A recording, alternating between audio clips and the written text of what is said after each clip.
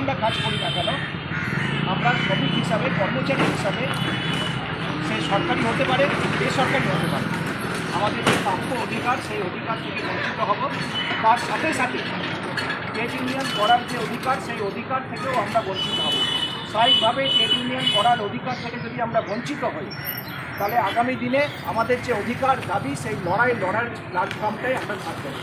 তাহলে স্বাভাবিকভাবেই এই শ্রমিকদের ওপর এই নিষ্ঠুরতম যে আইন, নতুন যে শ্রম কোড আইন, যে লেবার আইন আনতে চাইছে কেন্দ্রীয় সরকার, তা মারাত্মক এবং শ্রমজীবী মানুষের ওপর একটা আঘাত, যে আঘাতের কোনো ট্রিটমেন্ট হয় না।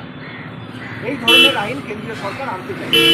স্বাভাবিকভাবেই CITU গতকাল সর্বভারতীয় স্তরের যে কমিটি, আমাদের কেন্দ্রীয় কমিটি, সেই কমিটি ঘোষণা করে যে অবিলম্বে আজকে সারা দেশ জুড়ে CITUর উদ্যোগে, লাল ঝান্ডার উদ্যোগে যত ট্রেড আছে সমস্ত ট্রেডকে রাস্তায় নেমে কালা দিবস পালন করতে হবে, প্রতিবাদ করতে হবে, সোচ্চারে আওয়াজ তুলতে হবে যে এই শ্রম কোডের যে 29টি আইন, সেই 29টি আইনকে বাতিল করে 4টে আইনে পরিণত করা যাবে না।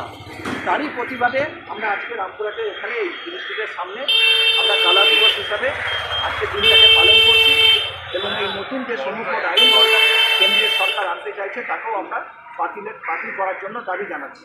এটুকুই বলার। এখন আমাদের এই প্রতিটি যে শ্রম কোডের নতুন যে আইন, সেই আইনের কপি আমরা পুড়িয়ে আরেকবার প্রতিবাদ জানাচ্ছি।